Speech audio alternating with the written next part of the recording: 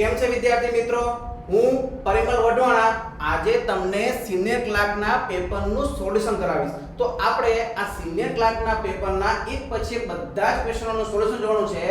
ગણિત અને રીઝનિંગના તમામે તમામ ક્વેશ્ચનનું આપણે શોર્ટકટ ટ્રીકથી સોલ્યુશન સમજશું. જો પહેલો ક્વેશ્ચનમાં એક સાયકલ સવાર પૂર્વ દિશામાં 5 કિલોમીટર અંતર કાપે છે. સાયકલ સવાર છે, કઈ દિશામાં જાય છે? પૂર્વ દિશામાં. કેટલું અંતર? 5 કિલોમીટર.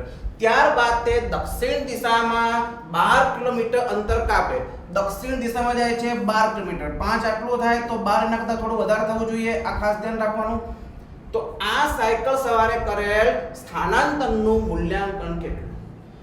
યાદ રાખજો, જ્યારે બી શરૂઆતના સ્થાનથી અંત એટલે કે છેલ્લા સ્થાન વચ્ચેનું અંતર પૂછે તો તમને એમ થાય કે 5 કિલોમીટર અને 12 તો 12 ને પર 17 હશે એટલે ટીક માર દો તો તમારો ક્વેશ્ચન ખોટો પડી શકે. કેમ?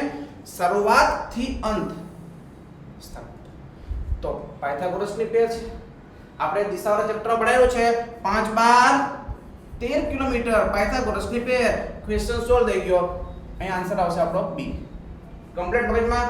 તો અહીંયા સાવ જે દિશા સંબંધીનો જે શરૂઆતનો જે બેઝિક લેવલનો ક્વેશ્ચન કહેવાય ને એવો ક્વેશ્ચન છે. કમ્પ્લીટ. ચલો પછીનો ક્વેશ્ચન.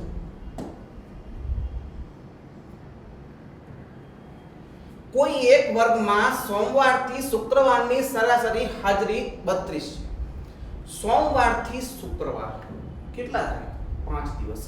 તો સોમવારથી શુક્રવાર એટલે 5 દિવસ. અને કેટલી કીધી છે સરાસરી હાજરી? 32 છે. તો 32 ગુણ્યા 5 એટલે કે 160. તો આ 160 કુલ સોમવારથી શુક્રવારની હાજરી બનશે. હવે શું કહે છે અહીંયા? સોમથી શુક્રની.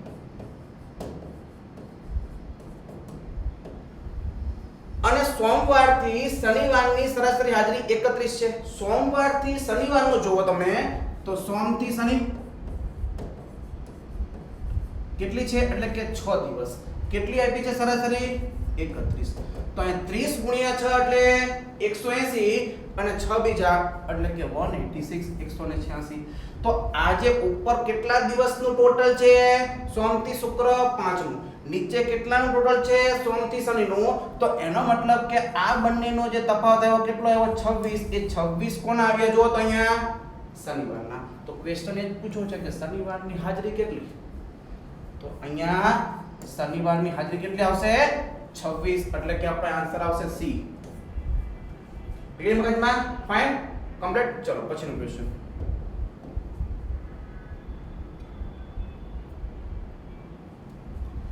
જો મશીનના મૂળાક્ષરોને અહીંયા 19 7 9 આ આપ્યા છે મૂળાક્ષર. કોડિંગ ડીકોડિંગનો ક્વેશ્ચન છે.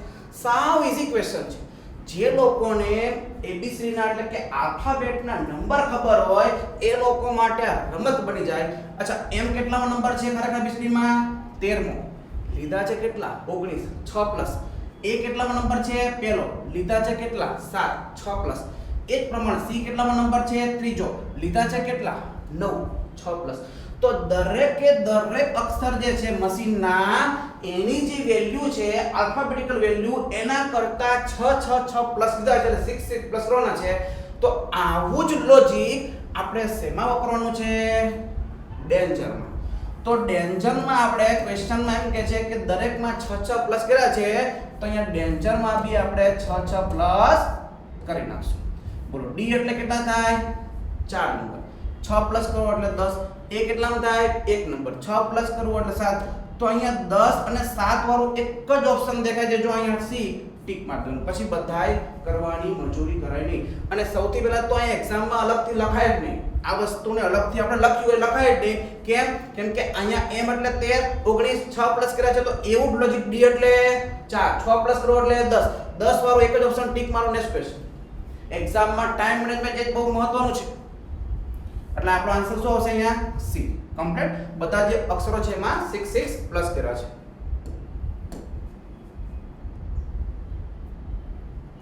પછીનો ક્વેશ્ચન જો શ્રેણી આપેલી છે 3 10 29 66 તો ક્વેશ્ચન હવે સમજો કે આ શ્રેણીની અંદર એક આપણે એક વસ્તુ શીખવાડી હતી કે જ્યારે પણ કોઈ બી જગ્યા ઉપર 27 64 125 216 આવું મેં તમને કીધું હતું કે 27 64 125 216 આ ચાર રકમની આજુબાજુમાં જ્યારે બી કોઈ આપેલું હોય તો સમજવાનું કે ઘનની સિરીઝ હોઈ શકે, ઘન હશે જેવું નહીં, ઘનની સિરીઝ હોઈ શકે. આ હંમેશા મેમરાઇઝ રાખવાનું. જો શું લોજિક ચાલે છે અહીંયા 3 10 29 66 શું લોજિક છે એકચ્યુઅલમાં? 1 નો ઘન કેટલો થશે? 1 પ્લસ 2 કર્યા છે. એ પ્રમાણે 2 નો ઘન કેટલો થશે? 8 પ્લસ 2 કર્યા છે. 3 નો ઘન કેટલો થશે? 27 પ્લસ 2 કર્યા છે. 4 નો ઘન કેટલો થશે? 64 પ્લસ 2 કર્યા છે. તો હવે શું આવશે? આપણને બધાને ખબર પડી ગઈ. 5 નો ઘન વત્તા 2 એટલે આવશે 127.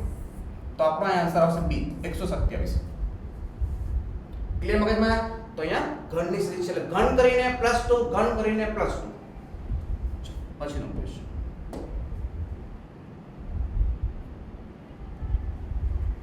સુકેતુની 15 વર્ષ પછીની ઉંમર તેના 5 વર્ષ પહેલાની ઉંમરથી 5 ગણી હશે.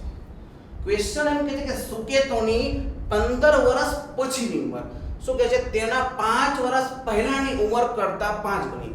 હવે સમજો કે સુકેતુના 5 વર્ષ પહેલા -5 વર્ષ, 5 વર્ષ પહેલા જેટલી ઉંમર હશે એના કરતા 15 વર્ષ પછી શું થશે? 5 ગણી થશે. ક્વેશ્ચનમાં આવું કહેવા માંગે છે. રકમને સમજો પહેલા. સુકેતુની 15 વર્ષ પછીની ઉંમર એટલે હાલ જે છે એના કરતા 15 વર્ષ પછીની ઉંમર, 15 વર્ષ પછીની ઉંમર તેના 5 વર્ષ પહેલાની ઉંમર, 5 વર્ષ પહેલાની ઉંમર એના કરતા 5 ગણી થશે.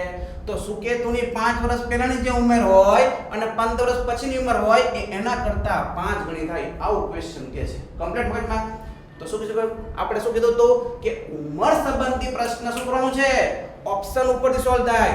તો જો પહેલો ઓપ્શન છે 10, ચેક કરો કે હાલની ઉંમર આપણે વિચારીએ કે 10. અગર હાલના 10 વર્ષ હોય સુકેતુના તો 5 વર્ષ પહેલા કેટલા હશે? 5 વર્ષ. 15 વર્ષ પછી કેટલા હશે સુકેતુ? 25 વર્ષનો. તો 5 વર્ષ પહેલા 5 વર્ષનો, 15 વર્ષ પછી 25 વર્ષનો. તો 5 અને 25 બોલો થઈ ગયા 5 ગણા થઈ ગયા. પહેલો જ ઓપ્શન સેટ થઈ ગયો. ટીક માર દો. Next question. ક્લિયર વગરમાં? ફાઇન. ચલો પછીનો ક્વેશ્ચન. ટ્રેનમાં મુસાફરી કરતો માણસ 1 મિનિટમાં 51 થાંભલા ગણે છે. હવે ક્વેશ્ચન એમ કે છે કે 1 મિનિટમાં જે ગણતરી કરે ને એ 51 થાંભલાની ગણતરી કરે. સ્ટાર્ટિંગ થી લઈને 51 થાંભલા છે 1 મિનિટમાં. તો અહીંયા એક ખાસ વસ્તુ ધ્યાન રાખવાનું છે કે અહીંયા 1 2 અને 3 થાંભલાની ગણતરી કરો ને તો વચ્ચે જે ગેપ આવે ને એ 1 અને 2 ગેપ આવે. આ ધ્યાન રાખો. એ જ પ્રમાણે 1 2 3 4 5 થાંભલાની ગેપ કરો ને ગણતરી તો અહીંયા 1 2 3 અને 4 ગેપ આવે. આટલું લોજિક ખબર પડી? અહીંયા જેટલા થાંભલા છે એના કરતા ગેપ એક ઓછો થાય. તો શું કહે છે ક્વેશ્ચન જુઓ. તો અહીંયા ટ્રેનમાં મુસાફરી કરતો માણસ 1 મિનિટમાં 51 થાંભલા ગણે છે. તો 51 થાંભલા ગણીનો મતલબ કે વચ્ચે ગેપ કેટલા હશે? 50. તો દરેક થાંભલા વચ્ચેનું અંતર 50 મીટરનું છે. હવે વિચારો કે વચ્ચે 50 ગેપ, વચ્ચે કેટલા ગેપ છે? 50 ગેપ. તો 50 ગેપ અને એક થાંભલા વચ્ચેનું અંતર કેટલું આપ્યું જો તો ક્વેશ્ચનમાં 50 મીટર. તો 50 ગેપ એને ગુણ્યા 50 મીટર. કેટલા ગેપ છે? 50 મીટર. એટલે 50 ગેપ થઈ ગયા. થાંભલા 51 પણ ગેપ 50. 50 ગેપ એને ગુણ્યા 50 મીટર એટલે કે શું થઈ ગયું? 2500 મીટર અંતર થયું. પણ 2500 મીટર જાય છે કેટલી મિનિટમાં? 1 મિનિટમાં. તો 1 મિનિટની સેકન્ડો કેટલી? 60. તો અહીંયા 2500 મીટર 60 સેકન્ડની અંદર કરાય છે. આટલું ક્લિયર? તો આપણને ક્વેશ્ચન શું પૂછ્યો છે કે ટ્રેનની ઝડપ, પણ ટ્રેનની ઝડપ આપેલી હોય કિલોમીટરમાં, પણ અહીંયા જે ઓપ્શનમાં શેમાં આપી છે? મીટર પર સેકન્ડમાં આપણે શોધવાની છે. તો અહીંયા બી મીટર પર સેકન્ડ મળવાની છે. કે 2500 મીટર જાય છે કેટલી મિનિટમાં 60 સેકન્ડમાં તો 0 0 કટ 250 ડિવાઇડ બાય 6 તો જોઈએ 6 ચોક 24 કેટલા વધ્યા 10 6 એકા 6 કેટલા વધ્યા 4 તો અહીંયા 6 6 36 41.6 ની રેન્જ આવે તો 41.6 એટલે કયો ઓપ્શન આવશે અ 41.66 મીટર પ્રતિ સેકન્ડ મેળવો ક્લિયર આઈડિયા આવી ગયો મગજમાં ફાઇન ચલો પછીનું પ્રશ્ન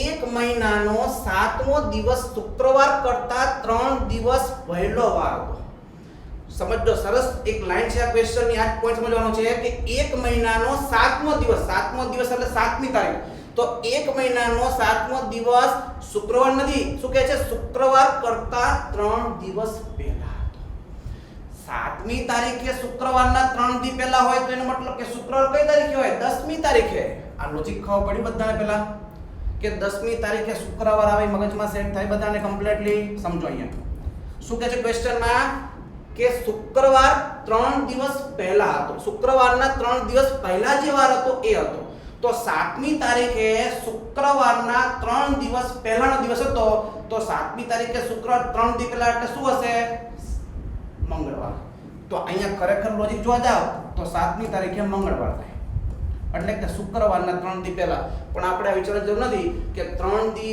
પહેલા જો 7 તારીખ હોય તો આજે એટલે કે હાલની તારીખ કઈ હોય તો કે 10 તારીખ 10 તારીખે કયો વાર હોય શુક્રવાર તો આપણને ખબર પડી ગઈ 10 તારીખે શુક્રવાર આવે અચ્છા 10 તારીખે શુક્રવાર તો 17 તારીખે બી શું થાય શુક્રવાર અને 17 તારીખે શુક્રવાર થાય તો 19 તારીખે રવિવાર ક્વેશ્ચન સોલ્વ કેમ કે ક્વેશ્ચનમાં 19મો દિવસ કયો હશે રવિવાર તો આપણો આન્સર આવશે અ રવિવાર ક્લિયર બધાના મગજમાં ફાઇન એકદમ સાવ ઈઝી ક્વેશ્ચનો છે બધા જ ક્વેશ્ચનો ઈઝી છે પછીનું નફા નુકસાનનો ક્વેશ્ચન છે બધા જ ક્વેશ્ચનો સાવ કન્સેપ્ટ બેઝિક કન્સેપ્ટના જ ક્વેશ્ચનો છે સાવ ઈઝી જરા એક પણ ક્વેશ્ચન અહીંયા અઘરો નથી ક્વેશ્ચનમાં પેપરમાં 5 વસ્તુઓની વેચાણ કિંમત 3 વસ્તુઓની ખરીદ કિંમત બરાબર હોય તો આવા ક્વેશ્ચન મેં નફા નુકસાન ચેપ્ટર જે ભણાવ્યું છે એની અંદર મૂકેલા છે અને એ બી બેઝિકના પાર્ટમાં મૂકેલા છે તો 5 વસ્તુ આપી છે 5 વસ્તુની વેચાણ કિંમત તો 5 વસ્તુની વેચાણ કિંમત બરાબર 3 વસ્તુની ખરીદ કિંમત આવો ક્વેશ્ચન લખે છે કે 5 વસ્તુની જે વેચાણ કિંમત છે એ જ ઇઝ ઇક્વલ ટુ 3 વસ્તુની ખરીદ કિંમત થાય કમ્પ્લીટ તો આવો ક્વેશ્ચન મેં સોલ્યુશન કરાયું છે કે વેચાણ કિંમતને શું લઈ લેવાનું ખરીદ કિંમત એનો મતલબ પણ આ રૂપિયા લેવાના તો ખરીદી કેટલામાં કરી હશે 5 રૂપિયામાં અને ખરીદ કિંમતને શું લઈ લેવાનું વેચાણ કિંમત તો વેચાણ કિંમત પણ શેમાં રૂપિયામાં તો અહીંયા વેચાણ કેટલામાં કર્યું હશે 3 રૂપિયા ખરીદી 5 માં વેચાણ 3 માં ખરીદી 5 માં વેચાણ 3 માં તો અહીં શું થયું કહેવાય 2 રૂપિયાનું નુકસાન તો 5 એ 2 રૂપિયા તો 5 એ 2 રૂપિયા એટલે 20% એટલે 5 નો ભાગ રૂપિયો થાય તો 2 રૂપિયા શું થાય 40% તો એનો મતલબ કે 40% નુકસાન જાય તો અહીંયા ક્વેશ્ચનમાં શું આવશે 40% ખોટ ડી આન્સર આવશે આપણો ક્લિયર મગજમાં ફાઇન આઈડિયા આવી ગયો સાવ બેઝિક લેવલના જ ક્વેશ્ચન છે બધા જ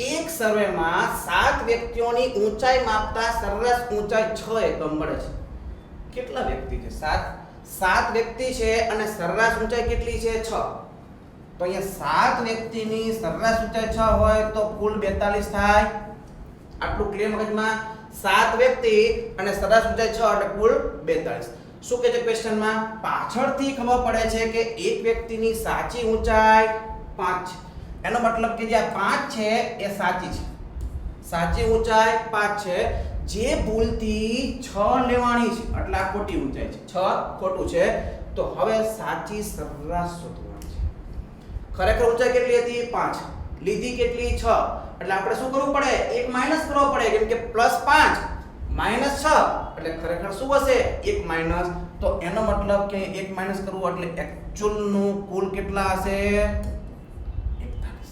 આટલું ક્લિયર?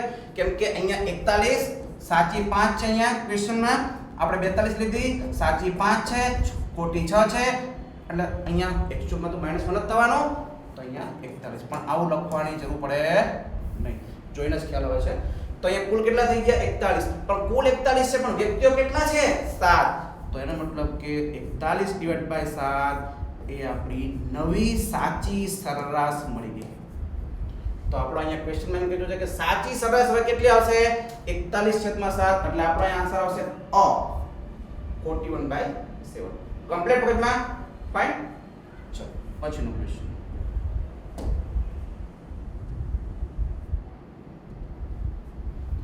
કોઈ એક શાળાના 550 વિદ્યાર્થીઓમાંથી, શાળાના કુલ વિદ્યાર્થીઓ કેટલા છે? 550. એમાંથી 8% વિદ્યાર્થીઓએ શિક્ષણનો વ્યવસાય પસંદ કર્યો. એટલે 8% એવા છે કે શિક્ષણ સાથે સંકળાયેલા છે, શિક્ષણનો વ્યવસાય પસંદ કરેલો છે. તો ક્વેશ્ચન એમ કે છે કે અન્ય વ્યવસાય કેટલા ટકા લોકો, એટલે કે કેટલા વ્યક્તિઓએ પસંદ કર્યો છે? સાદો ટકાવારીનો ક્વેશ્ચન છે. વિચારો. કુલ કેટલા હતા? 550. 550 માંથી 8% શિક્ષણ સાથે સંકળાઈ ગયા, તો એનો મતલબ કે 1% એટલે બધાને ખબર પડે 5.5 થાય તો 1% એટલે 5.5, તો 2% એટલે 11, અને 2% 11 થાય તો 8% એટલે 44. મોઢે થવા માંડે ક્વેશ્ચનો, આ ધ્યાન રાખજો અહીંયા. હા, તો આપણે શીખવાનું છે કે 1% એટલે 5.5, 2% ડબલ 11 થઈ જાય, તો એ પ્રમાણે 8% એટલે શું કરશું? 44. પણ આવું લખવા ન બેસાય પેપરમાં, આ ધ્યાન રાખજો. ડાયરેક્ટ મગજમાં ફટાફટ ખબર પડી જવી જોઈએ. ક્લિયર? તો અહીંયા 550 છે, એના 8% એટલે 44 વ્યક્તિઓ થાય. તો 44 વ્યક્તિ કેવા હતા કે શિક્ષણ સાથે સંકળાયેલા હતા.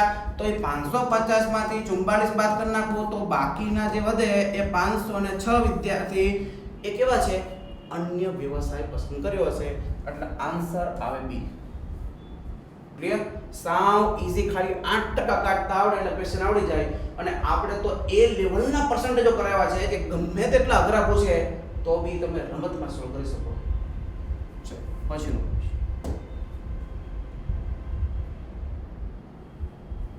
એક છાત્રાલયના કોઠારમાં 280 વિદ્યાર્થી છે. 30 દિવસ ચાલે એટલું અનાજ છે. 280 વિદ્યાર્થી છે અને 30 દિવસ જમી શકે એટલો અનાજનો સ્ટોક ભર્યો છે. શું કહે છે?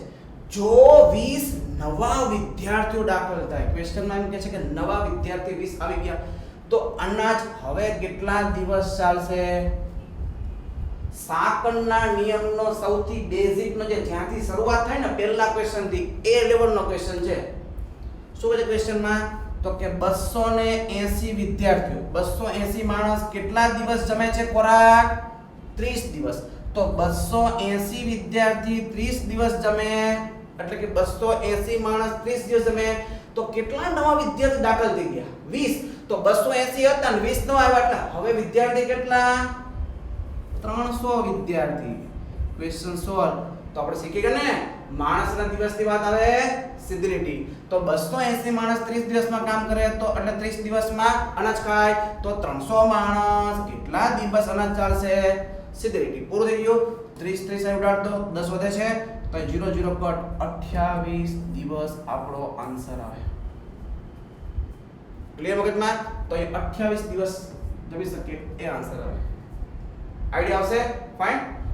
ચલો પછીનો ક્વેશ્ચન.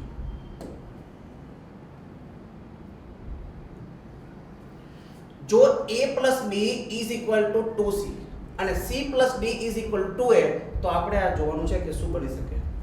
હવે અહીં જુઓ, અહીંયા a + b = 2c આપેલું છે, એ જ પ્રમાણે c + d = 2a આપેલું છે. તો આના બરાબર આ છે અને આના બરાબર આ છે. અગર હું આ બંનેને પ્લસ કરું, તો = ની અંદર આ બંને પ્લસ થઈ શકે. આટલું ક્લિયર મગજમાં? આ પહેલા એટલે આ બંને પ્લસ કરો તો = આ બંને પ્લસ થાય. તો એ જ કન્સેપ્ટના આધાર ઉપર આપણે અહીં લેવાનું છે. તો એ જોઈએ, a + b, અહીંયા પહેલું પ્લસ કર્યા, પ્લસ c + d = તો આ બે પ્લસ કરી તો સામે આ બંને પ્લસ થાય. તો 2c + 2a. ક્લિયર મગજમાં? શું થયું હવે? તો અહીંથી a એક આમ જતો રહે એટલે એક a નીકળી જાય, તો 2a માંથી એક a નીકળી ગયો એટલે એક a બાકી રહ્યો, એટલે આ એક a અને આ એક a નીકળી ગયો. એ પ્રમાણે c આ બાજુ જાય તો આ 2c માંથી એક c નીકળી જાય તો એક c આ નીકળી જાય. બોલો આટલું ક્લિયર? તો અહીં શું વધ્યું જુઓ તો b + d અને સામે શું વધ્યું તો કે c + a. પતી ગયું, ક્વેશ્ચન સોલ્વ. જુઓ તો કયા ઓપ્શનમાં દેખાય છે? પહેલા જ ઓપ્શનમાં દેખાય છે.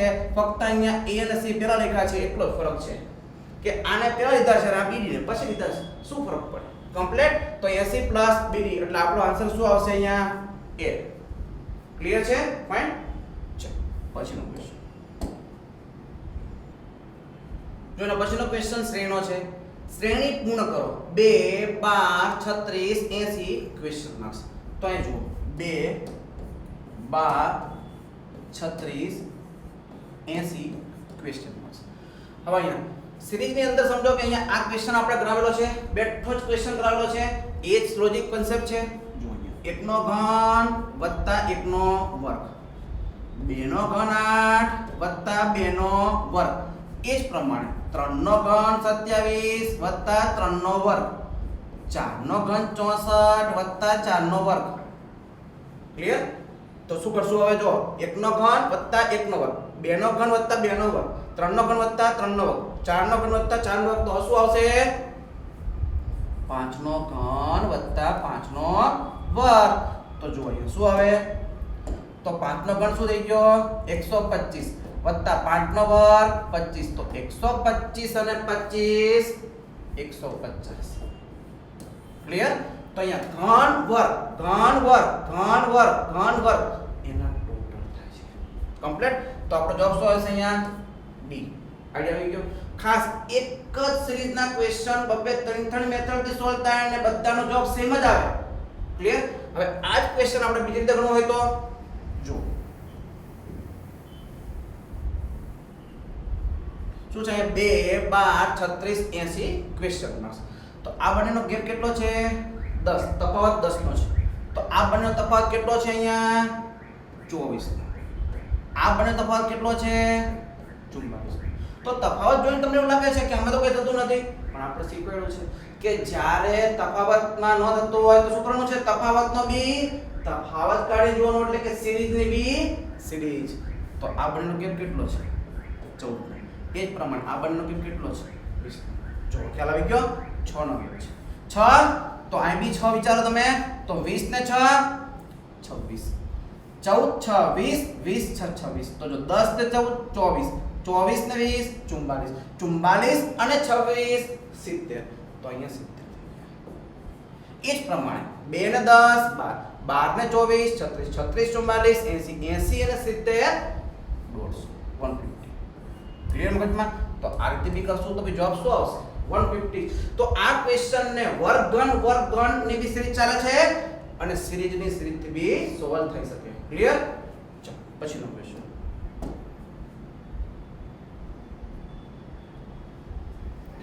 x/4.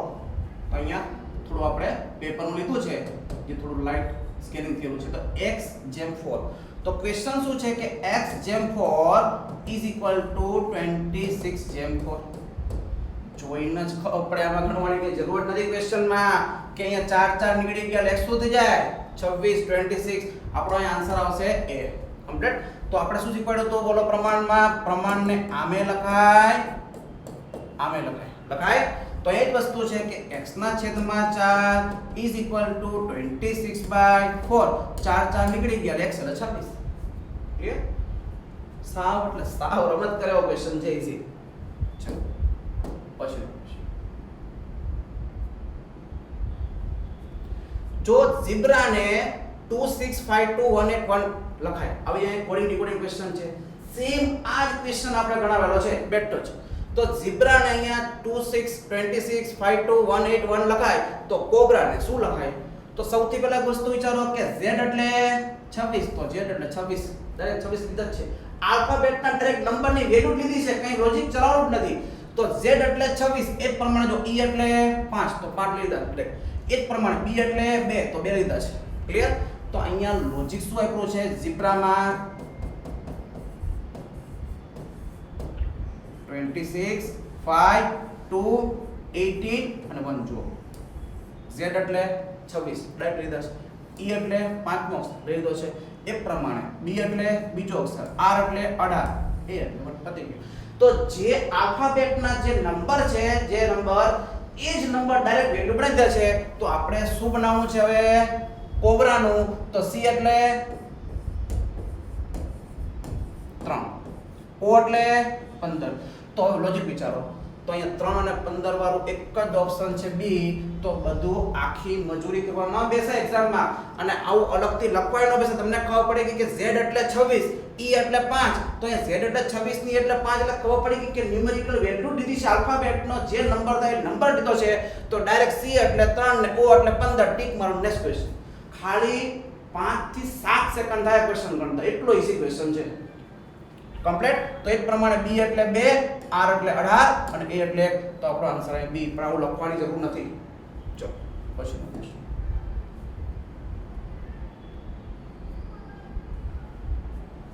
ABCD માં e એટલે 26 થાય. તો તમને એમ થાય કે e એટલે 26 આપણે શીખવાડ્યું છે ABCD માં. અહીંયા ક્વેશ્ચન માં કોડિંગ ડીકોડિંગ ચેપ્ટર માં આપણે શીખ્યા છે કે જ્યારે આગળથી ABCD આપેલી હોય તો એ પ્રમાણે પાછળથી ABCD માં શું કરવાનું છે? તો કે 27 માંથી બાદ કરવાનું. ક્લિયર? તો a આગળથી પહેલો તો પાછળથી કેટલામાં થાય? 26. કેમ? 27 માંથી બાદ કરવાનું. એ જ પ્રમાણે દરેક અક્ષર આપ્યા છે. તો શું કીધું છે જો અહીંયા માય. તો માયની વેલ્યુ કેટલી લીધી છે? 16. અહીંયા એના લીધા હતા 26. તો m એટલે આગળથી કેટલામો? 13 નંબર. તો આગળથી 13મો હતો, પાછળથી 14મો થાય. એ જ રીતે y એટલે આગળથી 25મો તો પાછળથી બીજો થાય. ક્લિયર? તો 14 અને 2 થઈ ગયા. 16. તો અહીંયા આલ્ફાબેટિકલની અહીંયા રિવર્સ વેલ્યુ લીધી છે. તો અહીંયા પાછળથી તમારે ABCD ને પાછળથી વેલ્યુ માટે શોધવા માટે શું કરશું? 27 માંથી બાદ કરીશું, જે આપણે કોડિંગ ડીકોડિંગ નો એકદમ ઈઝી લેવલનો ક્વેશ્ચન છે. તો એ જ રીતે યોર્સ નું છે. તો આપણે શોધવાનું શેનું છે? ડેટ નું. શોધવાનું શેનું છે? ડેટ નું. અચ્છા T20 તો આગળથી 20મો તો પાછળથી 7 નંબર. એ જ પ્રમાણે આ બી 7 નંબર થઈ ગયો. H આગળથી 8મો તો 27 માંથી 8 બાદ કરીએ તો પાછળથી શું થાય? 19. અને એ જ રીતે અહીંયા a એટલે આગળથી પહેલો, પાછળથી 26, અને T20 આગળથી 20 તો પાછળથી 7. 27 માંથી બાદ કરો. 7 ને 7 14 અને 26 40. 40 અને બીજા 19 એટલે કે ટોટલ થશે 59. અહીંયા તો આપણો આન્સર આવશે D. સેટ થઈ ગયું મગજમાં? ક્લિયર? એકદમ ઈઝી ક્વેશ્ચન છે સાવ.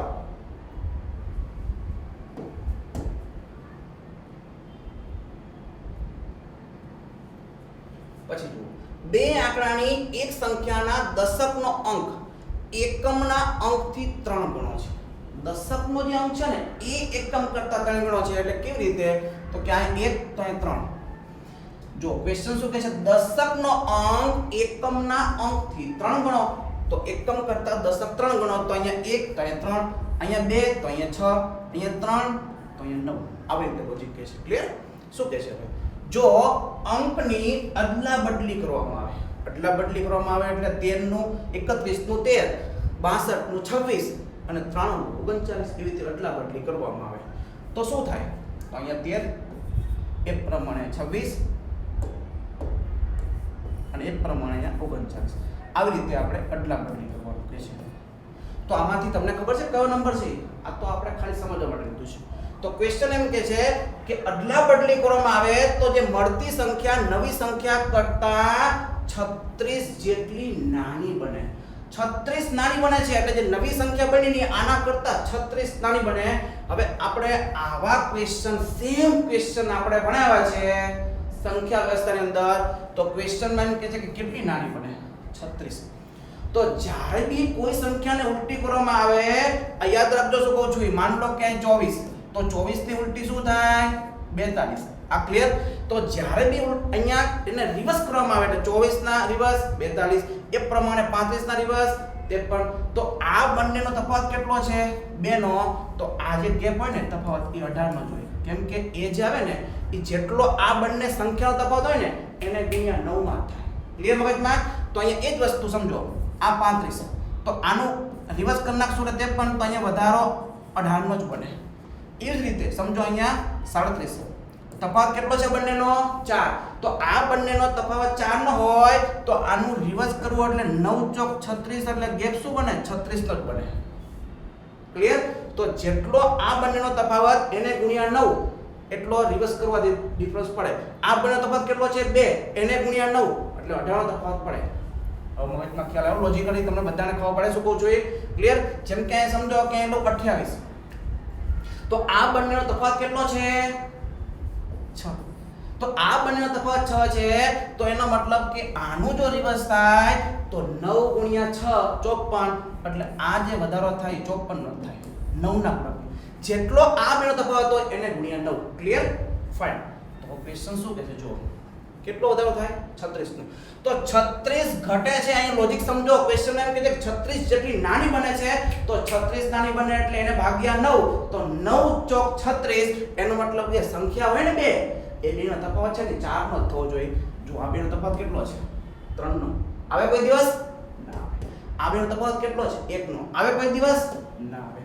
42 તફાવત કેટલો છે 2 નો. આવે કોઈ દિવસ ના આવે. હવે મગજમાં સેટ થઈ ગયું કે અહીંયા 62 જો આવશે. 62 તફાવત કેટલો છે અહીંયા 4. તો અહીંયા આ બેનો તફાવત 4 નો હોય તો એને ગુણ્યા 9 એટલે 36 જ એના રિવર્સ કરવાથી 36 જ તફાવત બને. તો જો અહીંયા 62. હવે આ વસ્તુ તમને લોજિક આવડી જાય આ 36 વાળું તો બી ઓકે. ન આવ્યું એક્ઝામ ની અંદર 36 ખબર પડે એટલે તમને ખબર પડી જાય કે તફાવત કેટલો 36 નો એટલે 9 ચોક 36 તો બે નંબરનો તફાવત 4 નો જોઈ 4 4 તો એક જ જગ્યાએ ટીક માઇનસ ક્વેશ્ચન પતી. માની લો કે એક્ઝામ ની અંદર આ લોજિકમાં નથી ખ્યાલ કોઈને તો આવી રીતે વિચારી શકાય. કેમ? શું કહે છે કે દશકનો અંક એકમ કરતા 3 ગણો તો આ દશકનો અંક એટલે આ જે 3 નંબર પહેલો એકમ અને દશક તો એકમ કરતા 3 ગણો છે તો 1 તો 3 2 તો 6 3 તો 9 તો પછી 4 તો આવે. આ 4 લખું તો આ તો બહાર થઈ જાય તો 3 આંકડા થઈ જાય. સેટ થાય ન સેટ થાય. તો એનો મતલબ કે આ 3 સંખ્યામાંથી કોઈ બી હોય. વિચારો તમે લોજિક. કેમ? તફાવત એ અલગ વસ્તુ છે. તફાવત વાળો ખ્યાલ આવે તો તમને જોઈને ખબર પડે પણ ક્વેશ્ચન એમ કહે છે કે એકમ કરતા દશક 3 ગણા. 1 તો 3 એકમ કરતા દશક 3 ગણા. 2 તો 6 એકમ કરતા દશક 3 ગણા. તો આ 3 માંથી કોઈ જ હોય એક જ કોઈ બી એક જ હોઈ શકે. તો આ 3 માંથી કયું ઓપ્શન છે જો તો 62 એટલે જોઈને ખબર પડી જાય કે 62 હવે ટીક માર દો. અને 62 નું ઉલટું કરો અહીંયા રિવર્સમાં એટલે 26 તફાવત થઈ ગયો અહીંયા 36 નો પતી ગયો. ખાલી આટલું લોજિક વિચારો તો બી આવડે. ડાયરેક્ટ 36 ઉપરથી ખબર પડે કે 36 છે એટલે તફાવત 4 નો જોઈ એક જ જગ્યાએ છે ટીક માઇનસ ક્વેશ્ચન. સરસ ક્વેશ્ચન છે આ. ચલો પછીનો ક્વેશ્ચન. કોઈ ચોક્કસ સંજ્ઞામાં અહીંયા સર્ટન ને v x i g z r m code લખ્યું છે. કોડિંગ ડીકોડિંગ નો ક્વેશ્ચન છે. ખાસ કહું છું સિરીઝ અને કોડિંગ ડીકોડિંગ માંથી ક્વેશ્ચન હોય ને હોય. રીઝનિંગ પૂછાય અને શ્રેણી અને કોડિંગ ડીકોડિંગ માંથી ક્વેશ્ચન ના પૂછાય એવું ન જ બને. તો અહીંયા પેપરમાં હોય તો જો શું કહે છે ક્વેશ્ચનમાં લોજિક વિચારો. એક્ઝામમાં આવું લખવા ન બેસાય. તમને જોઈને ખબર પડે કે c એટલે 3 નંબર તો c 3 નંબર તો x એટલે 24 નંબર જોઈને ખબર પડે કે ટોટલ કેટલો 27. તો આપણે શીખવાડ્યું છે કે જ્યારે બી કોઈ પણ બે અહીંયા આલ્ફાબેટનું ટોટલ જો નંબરનું ટોટલ 27 થાય તો સમજવાનું કે આગળ પાછળ થઈ જશે. આ ફિક્સ છે. આવું અલગથી લખાય નહીં. જોઈને ખબર પડે કે e એટલે 5 નંબર, v એટલે 22, 22 ને 5 27, અહીંયા r એટલે 18, i એટલે 9, 18 ને 9 27, એ પ્રમાણે t એટલે 20, g એટલે 7 27. તો આ 27 ટોટલ થાય છે ને એટલે abcd આગળ પાછળ થઈ છે. તો એ જ કન્સેપ્ટ આપણે અહીંયા વાપરી દેવાનો છે કે s એટલે તો આપણે શોધવાનું છે આનું. કેમ કે અહીંયા સિક્વન્સ તો અહીંયા આપ્યું છે તો આપણે શોધવાનું છે શાનું આનું. ક્લિયર? તો જો ડાયરેક્ટ સીધી ખબર પડી જશે. આપણે અહીંયા કરવાની જરૂર નથી પણ છતાંય જેને નથી ખ્યાલ એના માટે ખાલી કન્સેપ્ટ લખું છું કે તમને થોડો ખ્યાલ રહે.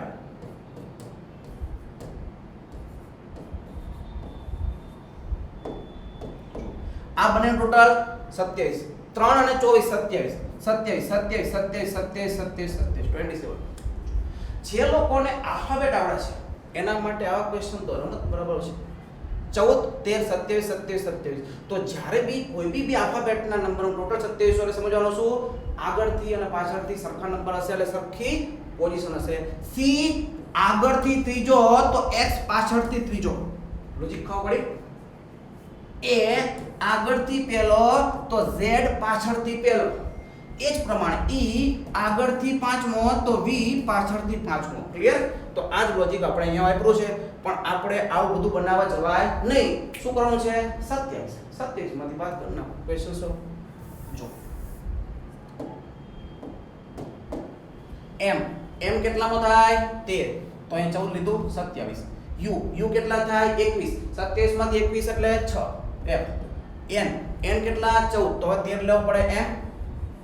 જો આમાં ઉપર પૈકી કોઈ પણ નહીં એવું આપેલું છે. આ આપેલું છે એટલા માટે બધાએ કરવા જરૂરી છે. નહીં તો nfm તો nfm વાળા બધા ઓપ્શનમાં છે પણ અહીંયા જ્યારે અહીંયા 3 કે 4 થી આવે ને એટલે અટકી નેક્સ્ટ ક્વેશ્ચન કરી નાખાય. પણ જો અહીંયા ઉપરમાંથી પૈકી કોઈ પણ નહીં એવું આપેલું હોય તો એ બધાએ કરવા કેમ કે ક્વેશ્ચનમાં હોઈ શકે અલગ. તો અહીંયા m એટલે n, u એટલે f, n એટલે m, d કેટલાનો થાય? 4 નંબર. 27 નો 4 બાદ કરો 23 w. એ પ્રમાણે z એટલે અહીંયા a એટલે z, n એટલે m અને e એટલે v. કયું લાગે છે? m f m w z m w v. તો આપણો અહીંયા b આન્સર સેટ થાય છે બધા. ક્લિયર? તો આ વસ્તુ શું છે? આગળ પાછળથી સ્થાન સરખા છે. ક્લિયર? પછીનો પ્રશ્ન. એક પ્રાકૃતિક સંખ્યામાં તેના પછીની પ્રાકૃતિક સંખ્યાના 3 ગણા ઉમેરતા સંખ્યા 27 થાય. હવે આવા ક્વેશ્ચન અગર x લાઈન લેવા હોય છે ને x લાઈને તો ક્વેશ્ચનનો ટાઈમ પાસ જેવા થઈ જાય અને તો દોડ પેજ કરે. તો આવા ખાલી બુદ્ધિને ટ્રીક વાપરવાની છે. એક પ્રાકૃતિક સંખ્યામાં તેના પછીની પ્રાકૃતિક સંખ્યાના 3 ગણા એટલે જે પ્રાકૃતિક સંખ્યા છે એના પછીની જે પ્રાકૃતિક સંખ્યા આવે એના 3 ગણા ઉમેરવામાં સંખ્યા 27 થાય છે. જુઓ તો પહેલો ઓપ્શન આપણે ઓપ્શન પરથી કરી શકાય ક્વેશ્ચન. તો પ્રાકૃતિક સંખ્યા 6 છે એવું માનો. શું કહે છે? એના પછીની પ્રાકૃતિક સંખ્યા એટલે એના પછીની પ્રાકૃતિક સંખ્યા કઈ કહેવાય? 7. તો એના પછીની પ્રાકૃતિક સંખ્યા 7 અને એના પછીની પ્રાકૃતિક સંખ્યાના 3 ગણા. તો 6 પછી પ્રાકૃતિક સંખ્યા કઈ આવે? 7 અને 7 ના 3 ગણા એટલે 21. ક્લિયર? તો અહીંયા 6 એના પછીની પ્રાકૃતિક સંખ્યા 7 એના 3 ગણા એટલે 21 એડ કરીએ છીએ તો જો આ શું બને છે? 27. તો આમાં ક્વેશ્ચન નામ કે છે કે 27 થાય. તો કે થઈ ગયું. પહેલા જ ઓપ્શનમાં એમાં સેટ થઈ ગયો. આપણો જવાબ આવશે એ. તો કે પ્રાકૃતિક સંખ્યા 6 હોય તો એના પછીનો નંબર કયો? 7 અને 7 ના 3 ગણા એટલે 21 એ આમાં એડ કરીએ એટલે સંખ્યા શું હોઈ શકે? 27. થઈ ગયું કમ્પ્લીટ. ચલો પછીનો ક્વેશ્ચન.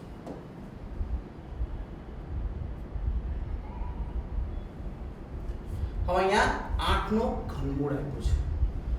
અહીંયા આપણે સૌથી પહેલા ઘનમૂળનું બધું જ બેઝિક સમજાયેલું છે એટલે અહીંયા આપણે બહુ ડિટેલમાં આપણે સમજવામાં ટાઈમ વેસ્ટ નથી કરતા. પણ અહીંયા સમજો કે ડાયરેક્ટ આપણે પ્રયત્ન કરીએ છીએ કે તમને ખ્યાલ આવે એટલા માટે.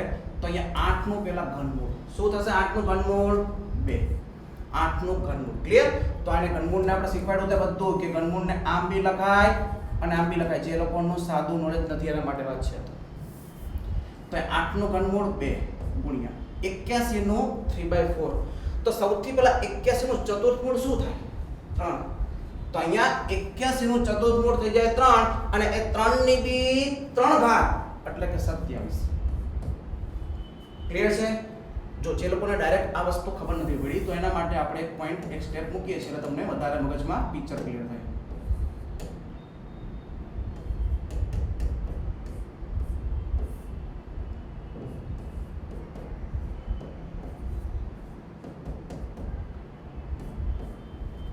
એના 1/4 ગણા એટલે ગુણ્યા 1/4. જો સૌથી પહેલા 8 નું ઘનમૂળ. તો 8 નું ઘનમૂળ શું થઈ ગયું? 2. 81 નું ચતુર્થમૂળ એટલે આ વસ્તુ 81 નું અહીંયા 1/4 અને એને ગુણ્યા 3 આવી રીતે અલગ ભાગ પડાય. ઓકે હવે મગજમાં શું કહું છું? તો અહીંયા 81 નું ચતુર્થમૂળ ગુણ્યા 3 તો 81 નું ચતુર્થમૂળ શું થાય? 3 અને 3 ની બી 3 ઘાત એટલે આનો જવાબ શું આવશે? આટલાનો 3 આવે. ક્લિયર? અને એની 3 ઘાત તો 3 ની 3 ઘાત એટલે 27. હવે ડિવાઇડ બાય 16 નું વર્ગમૂળ 4 અને અહીંયા 32 નું પંચમૂળ શું થશે 2. તો 32 નું પંચમૂળ 2, 100 નું વર્ગમૂળ 4. હવે આપણે આ જગ્યાએ લખવાનું છે ગુણ્યા 1 કૌંસ. આટલું ક્લિયર? તો હવે આપણે અહીંયા આ 2 ને ગુણ્યા 81 નું શું થાય? ચતુર્મૂળ શું આપ્યું છે? 3. 3 ની 3 ઘાત 27 અને છેદમાં 4 ગુણ્યા 2 અને ગુણ્યા 1/4 આવું આપ્યું છે આરબી. તો આના અહીંયા 2 ના 2 આનું શું થશે? 81 ચતુર્મૂળ 3, 3 ની 3 ઘાત 27 અને નીચેના જે હતા એમના આપણે એસિડિસ કરી નાખ્યા. 2 2 નીકળી ગયા તો બચ્યા શું છે? 27 અને 4 4 16. 27/16 એટલે આપણો અહીંયા આન્સર આવશે A. આવા ક્વેશ્ચન ને આવા 3 સ્ટેપ જો મૂકવા બેસીને એક્ઝામમાં તો વેસ્ટ ઓફ ટાઈમ જાય. આવું કંઈ જ કરવા બેસાય નહીં.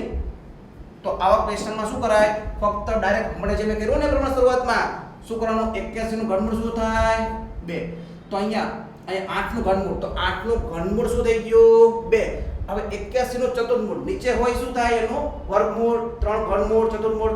તો 81 નું ઘનમૂળ અહીંયા ચતુર્મૂળ શું થઈ જાય છે? 3 અને 3 ની ઉપર 3 ઘાત એટલે 27. તો આપણે ડાયરેક્ટ 27 છેદમાં 16 નું વર્ગમૂળ 4 ગુણ્યા 32 નું પંચમૂળ 2 અને અહીંયા એના 1/4 ગણા છે એટલે ગુણ્યા 1/4. તો પતી ગયો. 2 2 નીકળી ગયા એટલે વધ્યા 27 ના છેદમાં 16. આ જવાબ આવે. આટલી ગણતરી કરાય પેપરમાં. આથી વધારે ગણતરી જરાય કરાય નહીં. તો આપણો જવાબ શું આવે? અહીંયા A. ક્લિયર મગજમાં? ફાઇન. ચલો પછીનો ક્વેશ્ચન.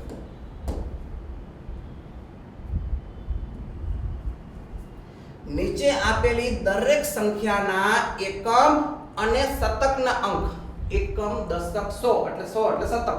તો અહીંયા એકમ અને શતકના અંકોની અદલા બદલી કરવામાં આવે છે. આપણા પાસે આ 5 સંખ્યા આપી છે. આ 5 સંખ્યા આપી છે. શું કહે છે ક્વેશ્ચનમાં? કે એકમના અને શતકના અંકોની અદલા બદલી કરો. જો અહીંયા એકમ અને શતકના અંકોની અદલા બદલી કરતા જે સંખ્યા મળે એને મધ્યક્રમે ગોઠવવાની છે. એટલે એને ગોઠવણી કરવાની અને જે મધ્યક્રમે આવે એ મધ્યક્રમે આવતી સંખ્યાનો શતકનો અંક શોધવાનો છે. તો સૌથી પહેલા આપણે આ જે સંખ્યા આપી છે ને 5 એને આપણે શું કરવાનું છે? એકમ અને શતકના અંકોને અદલા બદલી કરવાની છે. જો કેવી રીતે કરશું આપણે? અહીંયા 738 429 56 273 અને 894 આ 5 સંખ્યા આપણે આપી છે. હવે આની અદલા બદલી કરવાની છે એટલે આપણે શું કરવું છે? તો કે અહીંયા 8 આગળ લઈ લેવાના, 7 પાછળ અને 3 વચ્ચે એમના.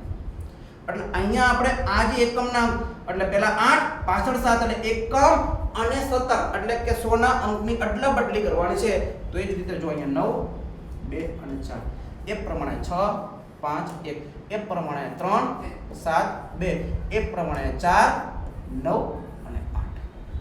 તો આ આપણે અદલા બદલી કરી નાખીએ. અદલા બદલી કર્યા પછી ક્વેશ્ચનમાં એમ કહે છે કે એને સંખ્યાઓને મધ્યક્રમે ગોઠવો. એટલે આને જે ગોઠવણી કર્યા પછી જે મધ્યક્રમે આવે તો સૌથી પહેલા નંબર ઉપર કોણ આવશે? આ અગર હું આને ગોઠવું તો સૌથી પહેલા નંબર ઉપર કોણ આવે? 372. બીજા નંબર ઉપર જો તો કોણ આવે? આ 498. અગર આને આપણે ગોઠવણી કરીએ તો સૌથી પહેલા 372, બીજી 498 અને ત્રીજા ક્રમે કોણ આવે? 651. આટલું ક્લિયર? તો હવે જે મધ્યક્રમે 5 સંખ્યા છે એટલે મધ્યક્રમે કઈ આવશે? ત્રીજા નંબરની. તો ત્રીજા નંબરની સંખ્યા મળી 651. હવે એને એટલે કે મધ્યક્રમે આવતી સંખ્યાઓનો શતકનો અંક, શતકનો અંક એટલે 100 નો અંક શોધવાનો છે તો શું બનશે? 6. તો અહીંયા એકમ દશક 100 તો શતકનો અંક વિકલ્પમાંથી કયો હોઈ શકે? 6. તો આપણો આન્સર આવશે B 6 જવાબ આવશે. ક્લિયર? ફાઇન. મગજમાં કમ્પ્લીટ.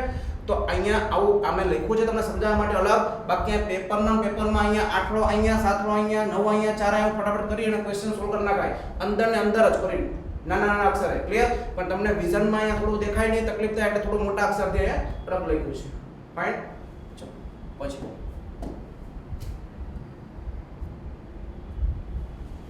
જો 18 ફેબ્રુઆરી 2005 તે શુક્રવાર હોય તો 18 ફેબ્રુઆરી 2007 કયો વાર આવશે? કેલેન્ડર ચેપ્ટરની જ્યાંથી શરૂઆત થાય છે ને એ લેવલનો ક્વેશ્ચન છે, સાવ સાદો. જ્યાંથી આપણે કેલેન્ડર ચેપ્ટરની શરૂઆત કરીએ છીએ, બેઝિકનો ક્વેશ્ચન. તો અહીંયા 18 ફેબ્રુઆરી શું કહે છે? 18 ફેબ્રુઆરીએ 2005 શું છે? શુક્રવાર.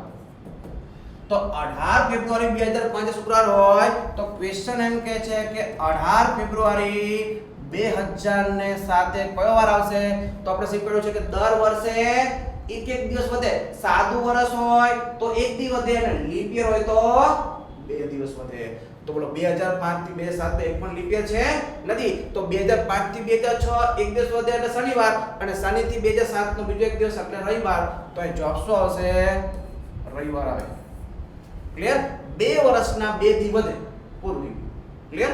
કેમ કે વચ્ચે એક લીપ યર નથી. એટલે આપણો જવાબ અહીં આવશે અ, રવિવાર.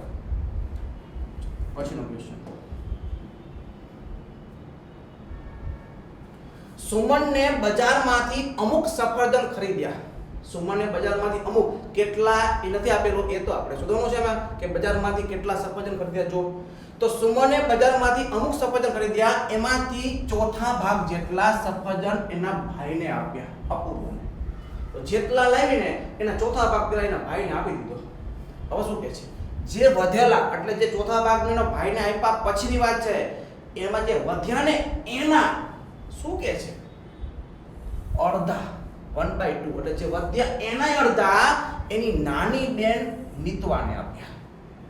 સૌથી પહેલા સફરજન લાવી, જેટલા હતા એનો ચોથો ભાગ એના શું કરી દીધું? એના ભાઈને આપી દીધા, અને બાકી જે વધ્યા એનાય અડધા એની નાની બેનને આપ્યા. તો ક્વેશ્ચન એમ કહે છે કે હવે તેની પાસે 3 સફરજન રહ્યા. છેલ્લે તો તે બજારમાંથી કેટલા સફરજન લીધા હશે? હવે આવા ક્વેશ્ચન કાં તો તમે ધારણા કરીને કરો અને ક્યાં તો તમે ઓપ્શન પર કરો. ઓપ્શન ઉપરથી ફટાફટ સોલ્વ થાય. જો પહેલો ઓપ્શન ચેક કરો, 8 કે 8 સંખ્યા હોઈ શકે. તો ચેક કરવાનું છે, 8 માં ન બને તો પછી ફટાફટ ખાલી બુદ્ધિનો ટીકો કરવાની છે. સૌથી પહેલા ચોથા ભાગ આપણે અહીંયા ધારણા કરી છે.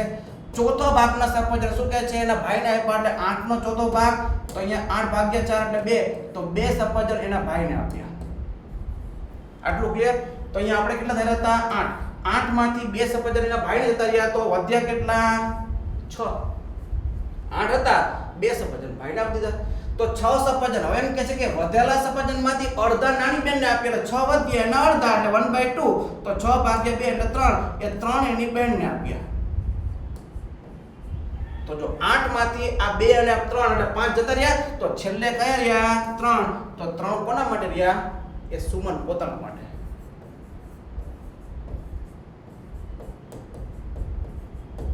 કમ્પ્લીટ. તો આ ક્વેશ્ચન એમ કે છે કે ફક્ત 3 તેની પાસે રહ્યા. બોલો 3 રહ્યા, સેટ થઈ ગયું, ટીક મારી દીધો. આન્સર પહેલો જ ઓપ્શન. એકદમ ઈઝી ક્વેશ્ચન છે. કઈ રીતે? ખાલી બુદ્ધિ વાપરો, જો ટીક મારો. માન લો કે ન થયો તો 12 માં જો 12 નો ચોથો ભાગ એટલે 3 નીકળી ગયા, 9 હતા. 9 ના તો અડધા થાય જ નહીં. વિચારો આ ક્વેશ્ચન ના બુદ્ધિ. આને અલગથી લખાઈ નહીં આવું. આ તમને મગજમાં પહેલા આખાઓ પડી ગઈ બધાને? આટલું ક્લિયર મગજમાં? ફાઇન. તો હવે અહીંયા જ વિચારો તમે. અગર સમજો કે પહેલા 12 ઓપ્શન આપેલું હોત તો આનો ચોથો ભાગ, તો ચોથો ભાગ એટલે કેટલો થાય? 3 નંગ. આને અલગથી ઉતારવાનો બેસાય કે 12 નો ચોથો ભાગ એટલે 3 નંગ. તો 3 નંગ તો પહેલા એના ભાઈને આપી દીધા. 12 માંથી 3 નંગ નીકળી ગયા એટલે વધ્યા કેટલા? 9. તો 9 ના અડધા થાય ક્યાં? 9 જે હોય તો એના અડધા થાય 10.5 સફરજન. એવું લોજિકલી શક્ય બને? ના બને. તો એનો મતલબ કે 12 તો આવે નહીં. હવે ખબર પડી મગજ બસો કહું છું?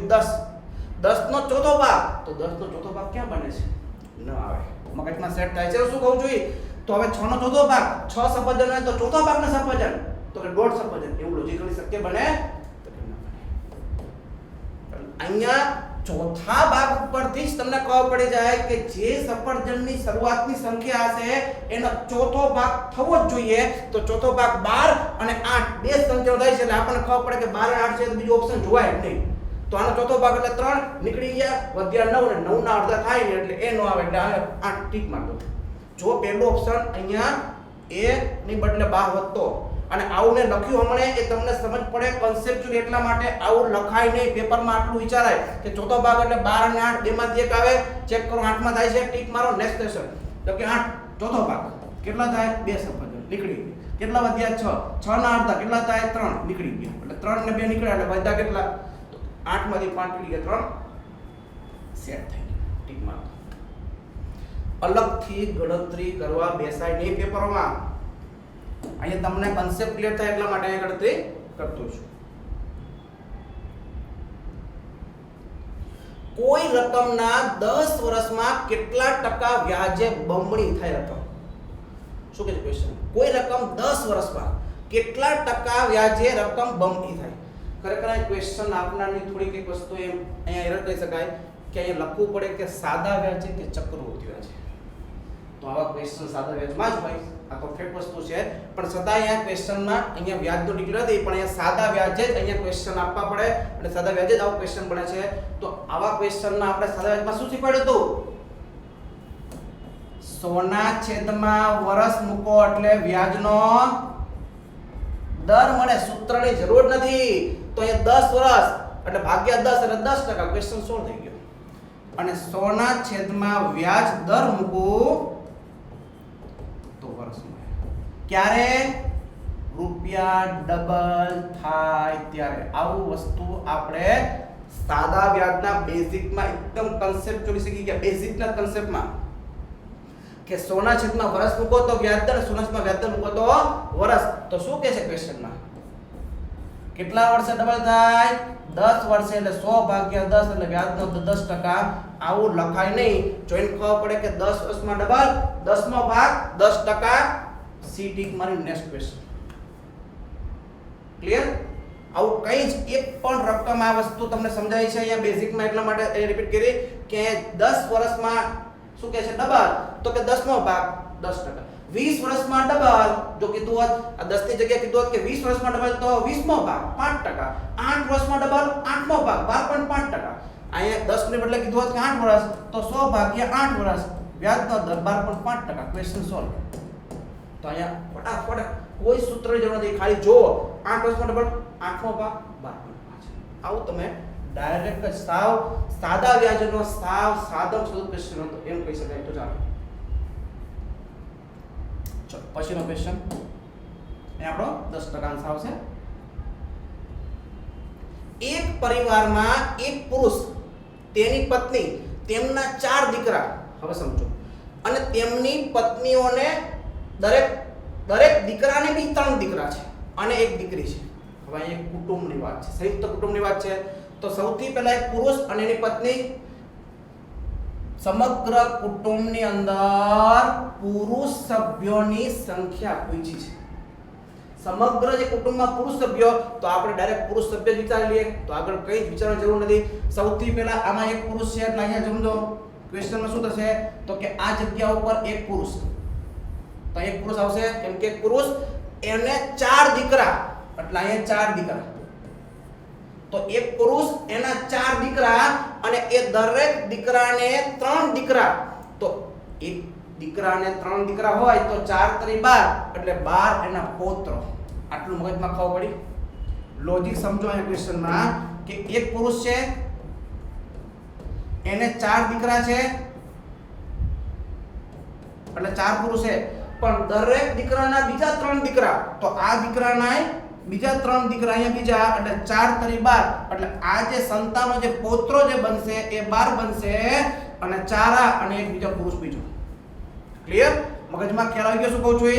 તો અહીં ક્વેશ્ચનમાં શું થશે કે એક પુરુષ એટલે દાદા, એના 4 સંતાનો અને દરેક સંતાનના 3 એના પૌત્રો એટલે 12 પૌત્રો, 4 એના પિતા એટલે 16 અને એક દાદા, એમ કરીને સંખ્યા કેટલી બનશે? 17. તો કુલ સંખ્યા 17 બને. અહીંયા ગ્રાફની જરૂર નથી. આપણે જ્યાં લખ્યું કે એક પુરુષ, 4 દીકરા અને 12 દીકરાના દીકરા એટલે 12, 1 4 5 ને 17. ડાયરેક્ટ આવી જ રીતે ગણાય, અંદર કઈ ડ્રો કરવા બેસાય નહીં પેપરમાં. ક્લિયર છે? ફાઇન.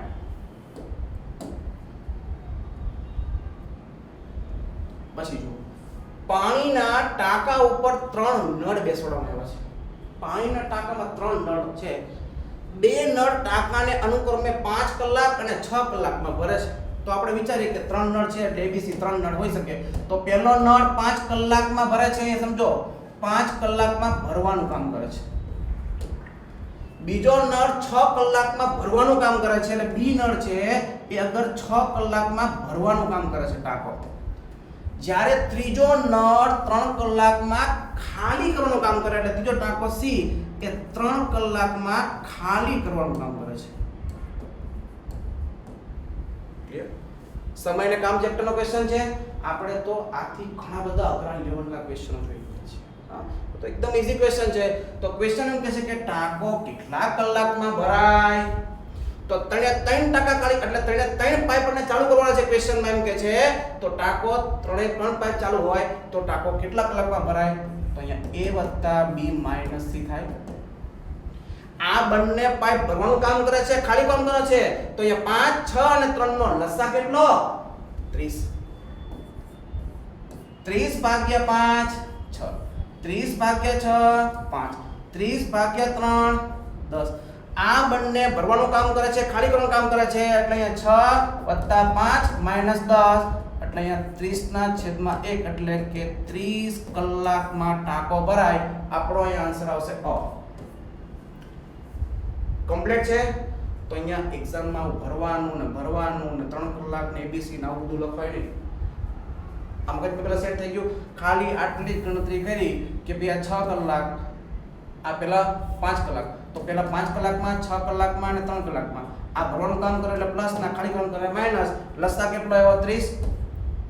આ બે ભરે છે એટલે 6, 5 અને 10. તો આ બે ભરે એટલે 6 + 5 - 10, એટલે 30 ભાગ્યા 1. જવાબ આવી ગયો 30. આટલી ગણતરી કરાય. આમ તો આટલી ગણતરી બી જરૂર નથી, મોઢે ખબર પડવા માંડે ક્વેશ્ચન જ્યારે પ્રેક્ટિસ થશે એટલે. ક્લિયર મગજમાં? ફાઇન. તો આન્સર 30 કલાક. એક સર્વેમાં 10 વ્યક્તિના વજન માપવામાં આવે છે. પહેલા 4 વ્યક્તિના વજન માપવામાં આવે છે અને તેની સરેરાશ 65 કિલો છે. હવે ટોટલ કુલ કેટલા જણનું વજન છે જુઓ તો અહીંયા કુલ ક્વેશ્ચનમાં 10 વ્યક્તિના વજન માપવામાં આવે છે અને પહેલા 4 વ્યક્તિની વજનની જે સરેરાશ છે એ 65 કિલો છે. પહેલા ટોટલ આપણા પાસે 10 વ્યક્તિનું વજન માપવાનું છે. એમાં પહેલા 4 વ્યક્તિનું વજનની સરેરાશ કેટલી છે? 65 કિલો. પણ હવે ક્વેશ્ચન વાંચો આગળ. પણ જાણવા મળ્યું કે વજન કાંટો ક્ષતિયુક્ત છે, એટલે કે મિસ્ટેક વાળો છે. પહેલેથી વ્યક્તિનું વજન 5 કિલો વધારે બતાવે છે. એટલે જેટલો વજન હોય એનો 5 કિલો વધારે બતાવે. એટલે 50 હોય તો 55 બતાવે, 60 હોય તો 65 બતાવે, 70 હોય તો 75 બતાવે, 5 કિલો વધારે બતાવે. શું કહે છે? પહેલેથી વ્યક્તિનું વજન 5 કિલો વધારે બતાવે છે. હવે લોજિક વિચારો. 4 વ્યક્તિની સરેરાશ 65 કિલો હોય એનો મતલબ કે 4 ના 5 કિલો વધારે બતાવ્યા હશે કાંટાએ. તો 4 ના 5 કિલો વધારે બનાવ્યા હોય એટલે અહીંયા બતાવે તો એક્ચ્યુઅલમાં સરેરાશ કેટલી હોય? 60. તો અહીંયા શું કહે છે ક્વેશ્ચનમાં? 4 વ્યક્તિ ની ખરેખર સરેરાશ કેટલી હશે? 60. આટલું મગજમાં ક્લિયર? તો અહીંયા 240 4 વ્યક્તિનું ટોટલ થાય. મગજમાં સેટ થાય છે. વિચારો 4 વ્યક્તિનું સરેરાશ કેટલું હતું? 65. પણ ક્યારે કાંટો ખોટો હતો ને ત્યારે એટલે બધાના 5 કિલો વધારે બતાવે. તો બધાના 5 કિલો વધારે બતાવ્યા છે મતલબ કે સરેરાશમાં બી શું થાય? 5 કિલો વધારો થયો હશે. તો સરેરાશમાં 5 કિલો વધારો થયો હશે એટલે એક્ચ્યુઅલમાં સરેરાશ કેટલી હોય? 60. તો 4 વ્યક્તિની સરેરાશ 60 એટલે 240 કિલો થઈ ગયા. તો ક્વેશ્ચન શું કહે છે કે આથી હવે વજન કાંટો શક્તિ વગરનો લેતા. એટલે હવે શું કરવાનું છે કે વજન કાંટો ક્ષતિ વગરનો, એટલે ક્ષતિ વગરનો લીધો. તો ક્ષતિ વગરનો લીધો એટલે બાકીના જે 6 વ્યક્તિ હતા એની સરેરાશ 50 મળી. એટલે આ સાચી સરેરાશ છે. એમ કહેવાય નવો કાંટો લીધો છે. તો બાકીના 6 વ્યક્તિ અને એની સરેરાશ કેટલી લીધી? જો 50. તો 6 ની સરેરાશ 50 એટલે શું થઈ ગયું? ટોટલ 300 એટલે 540 ટોટલ થયું. પણ કેટલાનું? 10 વ્યક્તિનું. એટલે 540 / 10 વ્યક્તિ એટલે જવાબ શું આવશે? 54. તો આપણો આન્સર આવશે 54. ક્લિયર મગજમાં? તો આવા ક્વેશ્ચનોમાં જો તમારી રિધમ સેટ થઈ જાય તો આવું બધું વ્યક્તિ ને સરેરાશ ને આવું બધું કંઈ ન લખાય. તમને અહીંયા ક્વેશ્ચન એકદમ કન્સેપ્ચ્યુઅલી ખબર પડે એટલે જરૂર પડે સમજાવતો જાઉં છું. બાકી આવા ક્વેશ્ચનો ખરેખર પેપરમાં કે 4 વ્યક્તિની સરેરાશ 65 કિલો, ક્યારે 5 કિલો વધારે વજન વધારે, તો એનો મતલબ કે 4 × 60 એટલે 240. તો 240 આવું થઈ ગયું. હવે તો અહીંયા બાકીના 6 જણા સરેરાશ 50 એટલે 300, તો 240 આનું 300 આનું ને ટોટલ કેટલું થઈ ગયું 540, તો ટોટલ 540 પણ વ્યક્તિ કેટલા 10, તો 540 ભાગ્યા 10 એટલે શું થાય 54 સરેરાશ. Question solve. કઈ જેટલું લખ કરશો ને પેપરોમાં એટલો જ તમારો ટાઈમ વેસ્ટ થવાનો છે પેપરમાં. ધ્યાન રાખજો, તમારે માઇન્ડ અને હેબિટ આવી જ પડવાની અને એવી જ પડવી જોઈએ પેપરોમાં. ચલો પછીનો ક્વેશ્ચન.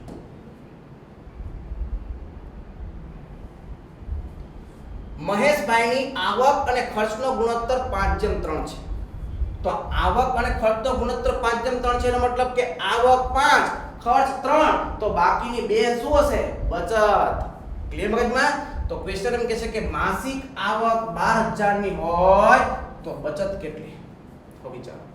તો અહીંયા આવક શું છે 5, આટલું ક્લિયર મગજમાં?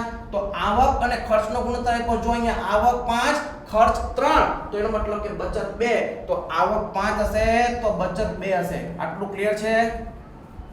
કેમ કે ખર્ચ 3 રૂપિયા છે, આવક 5 ખર્ચ 3 તો બચત 2, તો આવક 5 તો બચત 2, તો ક્વેશ્ચનમાં આવક કેટલી કીધી છે 12,000. 12,000 એ કેટલા વિચારો. આવક 5 બચત 2, આવક 12,000 બચત કેટલી? શું કરશું આપણે? તો આનો ભાગ્ય 12,000 ભાગ્યા 5 કરોડ કેટલા થાય? અહીંયા 12,000 ભાગ્યા 5 2400, તો 12,000 ભાગ્યા 5 એટલે 2400, 2400 ગુણ્યા 2 4800. ડાયરેક્ટ આવું કરી શકાય, પણ જેને ડાયરેક્ટ નથી ખ્યાલ તો અહીંયા 5 એ 2 તો 12,000 કેટલા? એટલે 12,000 ગુણ્યા 2 ભાગ્યા 5. શીખવાડ્યું છે આપણે કે કોઈ બી સંખ્યાને ભાગ્યા 5 કરો એટલે ડબલ કરીને એક પોઈન્ટ કટ, તો આના ડબલ એટલે 24,000 પણ એક પોઈન્ટ કટ એટલે 2400, અને 2400 ગુણ્યા 2 એટલે 4800. બેઝિક ના કન્સેપ્ટમાં બધું જ વસ્તુ શીખવાય છે.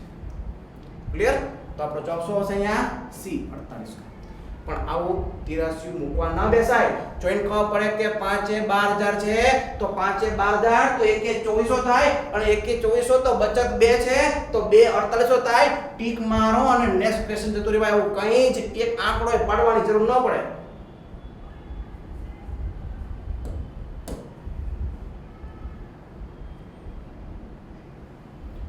પછીનો ક્વેશ્ચન.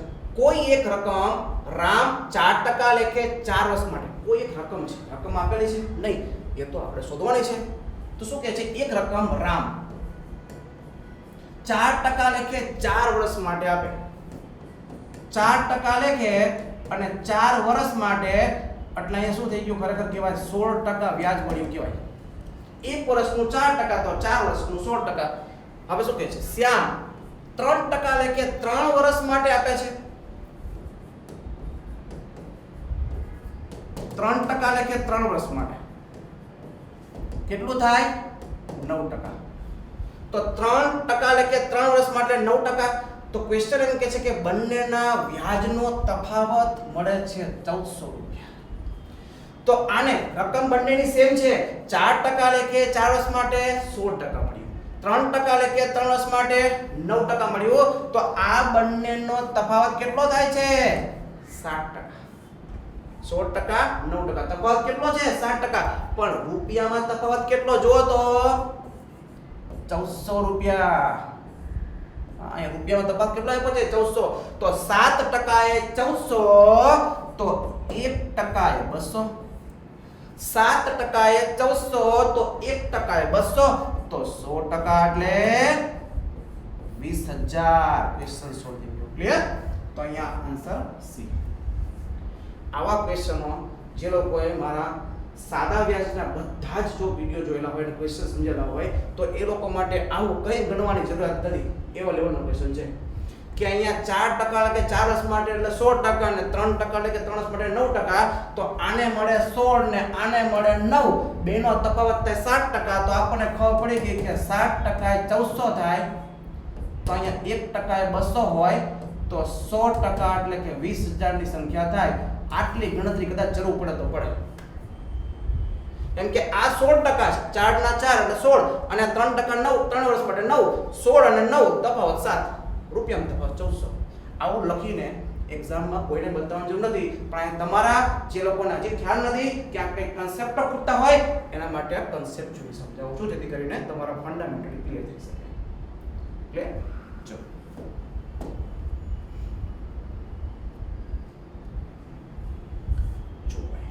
નીચેના દરેક સમીકરણમાં અહીંયા આપણને એક સંજ્ઞા આપી છે બધી કે માઈનસનું ચિહ્ન ભાગાકાર માટે લેવાનું. તો અહીંયા માઈનસની જગ્યાએ શું કીધું છે તમે જો અહીંયા માઈનસની જગ્યાએ ભાગાકાર, માઈનસનું ચિહ્ન ભાગાકાર માટે. શું કીધું છે પ્લસનું ચિહ્ન ગુણાકાર માટે, પ્લસ ની જગ્યાએ ગુણાકાર. તો માઈનસનું ચિહ્ન ભાગાકાર માટે યુઝ કરવાનું એટલે માઈનસ જગ્યાએ ભાગાકાર, પ્લસ ની જગ્યાએ ગુણાકાર અને ભાગાકારની જગ્યાએ જો તો અહીંયા બાદબાકી, ભાગાકારની જગ્યાએ બાદબાકી અને ગુણાકારની જગ્યાએ સરવાળો એટલે ગુણાકારની જગ્યાએ સરવાળો. આવું આવ્યું છે. તો જ્યાં માઈનસ છે એની જગ્યાએ ભાગાકાર લઈ લો, પ્લસ ની જગ્યાએ ગુણાકાર લઈ લો, ભાગાકારની જગ્યાએ માઈનસ લઈ લો અને ગુણાકારની જગ્યાએ પ્લસ લઈ લો. એટલે અદલા બદલી એટલે વસ્તુ શું થઈ જો તો પ્લસ ની જગ્યાએ ગુણાકાર અને ગુણ્યાની જગ્યાએ પ્લસ, પ્લસ ની જગ્યાએ ગુણ્યા અને ગુણ્યાની જગ્યાએ પ્લસ અને માઈનસ ની જગ્યાએ ભાગાકાર અને ભાગાકારની જગ્યાએ માઈનસ. આવું સંજ્ઞા ચેન્જ કરવાની છે. ચેન્જ કર્યા પછી શું કહે છે ક્વેશ્ચનમાં તો નીચેનામાંથી કયું સમીકરણ સાચું પડે એટલે ચારમાંથી કયું સાચું હોય એવું શોધવાનું છે આપણે. તો આ પેપર છે, પેપરમાં અંદર તમારા ક્વેશ્ચન ગણતરી મૂકી દો તમને ખ્યાલ આવે કે જો પ્લસ ની જગ્યાએ ગુણાકાર છે, આપણે અલગ પેનનો યુઝ કરીએ એટલે તમને મગજમાં ખ્યાલ આવે. તો પ્લસ ની જગ્યાએ ગુણાકાર છે, માઈનસ ની જગ્યાએ ભાગાકાર છે, ભાગાકારની જગ્યાએ માઈનસ છે અને અહીંયા માઈનસ ની જગ્યાએ ભાગાકાર છે. જો શું કરશું બરાબર 38 આવે છે. તો સૌથી પહેલા શું કરાય ભાગાકાર એટલે 20 ભાગ્યા 12 અને એને ગુણ્યા 6. તો 6 ગુણ્યા 20 ભાગ્યા 12 એટલે 6 ભાગ્યા 12 એટલે 2 અને 2 ભાગ્યા 10 એટલે અહીંયા 20 એટલે શું 20 ભાગ્યા 2 એટલે 10. તો આટલાનો જવાબ આટલાનો જવાબ શું આવી ગયો તો કે 10. 20 ભાગ્યા 12 એને ગુણ્યા 6 એટલે 6 દુ 12 અને 20 ભાગ્યા 2 એટલે 10 થઈ ગયું. તો 10 માંથી 7 બાદ જાય એટલે 3 ને 3 ભાગ્યા 1 એટલે 7 ભાગ્યા 1 એટલે શું થઈ ગયું 7. તો આ બેનો જવાબ શું આવ્યો 7 અને 10 માંથી 7 જાય તો 38 વધે ના વધે એટલે વગર વિચારે કેટલો ઓપ્શન તો સેમ થતું નથી. તો જો તો પેલો આપણને ખબર પડે કે અંદર મૂકી દઈએ ડી માં ચેક કરો. તો અહીંયા ઉપર નીચેનું અંદર ચેક થઈ જાય છે. નો થાય તો સી ચેક કરો, નો થાય તો પછી બી ટીક મારવાનું છે. જો અહીંયા માઈનસ પ્લસ ગુણાકાર અને ભાગાકાર. માઈનસ જગ્યાએ ભાગાકાર, ભાગાકારની જગ્યાએ માઈનસ, પ્લસ ની જગ્યાએ ગુણાકાર અને ગુણાકારની જગ્યાએ પ્લસ. ગુણાકાર અને પ્લસ ની અદલા બદલી છે, માઈનસ અને ભાગાકારની અદલા બદલી છે. કરી નાખજો બધાની. સૌથી પહેલા કન્સેપ્ટ કયો છે આપણો બોર્ડ માસનો ભાગો સભા ચેપ્ટરમાં આપણે બધા ક્વેશ્ચનો સમજાવેલા છે બધા પોઈન્ટ. તો સૌથી પહેલા ભાગાકાર અને ગુણાકાર. તો ભાગાકાર ગુણાકારનું કોમ્બિનેશન થાય તો જો 7 ભાગ્યા 1 એટલે 7.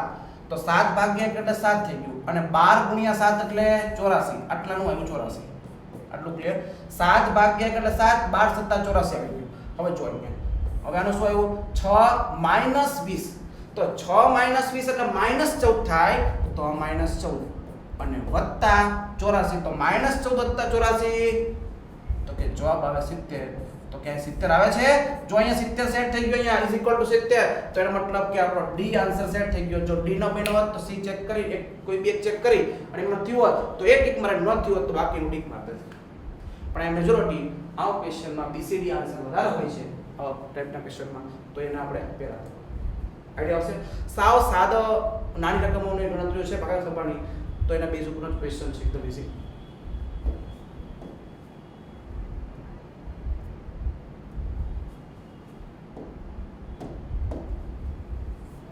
અ અને બ સાથે મળીને એક કામ 8 દિવસમાં પૂરું કરે છે. સમય અને કામનો ક્વેશ્ચન છે.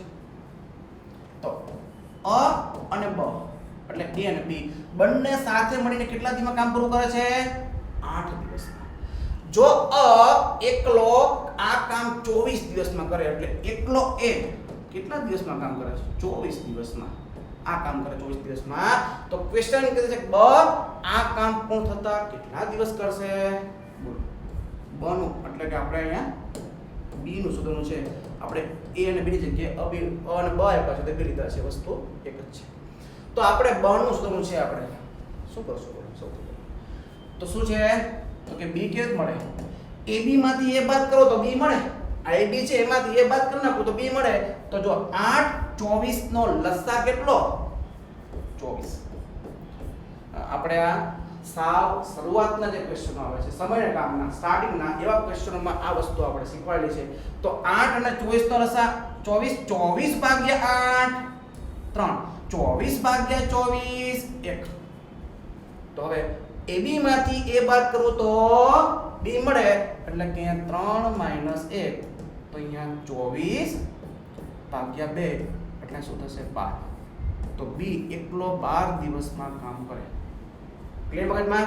તો AB માંથી A બાદ કરો. AB માંથી A બાદ કરો તો શું મળે? B. તો આપણે 12 દિવસ એટલે જવાબ શું આવશે? C. ક્લિયર મગજમાં? ફાઇન. આઈડિયા આવશે? તો અહીંયા આવા ક્વેશ્ચનમાં તમને જોઈન ખબર પડે ત્યારે 8 આપ્યા છે અને 24 આપ્યા છે તો લસા કેટલો થાય? 24. આ ક્વેશ્ચનમાં AB A ને આવું બધું લખવાનું નથી. જ્યારે બી ખાસ કહું છું પ્રેક્ટિસ જ્યારે એક્ઝામમાં કરતા હોઈએ ત્યારે ખાસ ધ્યાન રાખવાનું કે અહીંયા AB ના દિવસ આપ્યા છે 8, BC ના આપ્યા છે 24. તો અહીંયા આ A B 8 અને A ના 24.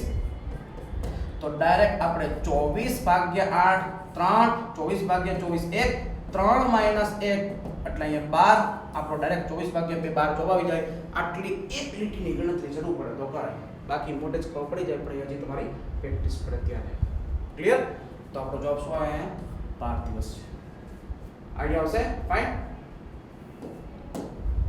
વિદ્યાર્થી મિત્રો, તો આપણે અહીંયા સિનિયર ક્લાર્કનું પેપરનું કમ્પ્લીટ સોલ્યુશન કર્યું તમને. તો ગણિત અને રીઝનિંગના જેટલા બી પોઈન્ટ હતા અને જેટલા બી ક્વેશ્ચન ટોટલ 31 ક્વેશ્ચન જે હતા એ 31 ક્વેશ્ચનમાંથી તમે ધારો તો પૂરેપૂરા માર્ક આવે. હજી અમુક આ પેપર પત્યા પછી ઘણા છોકરાનો ફોન આવ્યા કે સર બધા ક્વેશ્ચન સાચા છે. તો અહીંયા આવું જ પરફોર્મન્સ તમારું બી થવું જોઈએ. તો દરેકે દરેક ચેપ્ટર તમે કન્સેપ્ચ્યુઅલી શીખો જેથી કરીને કોઈ પણ ગમે તેવા ફેરફાર કરેલા ક્વેશ્ચન હોય તો બી તમને સરસ રીતે આવડી જાય. તો અહીંયા આપણે આ સિનિયર ક્લાર્કના પેપરનું સોલ્યુશન આપણે પૂરું કરીએ છીએ.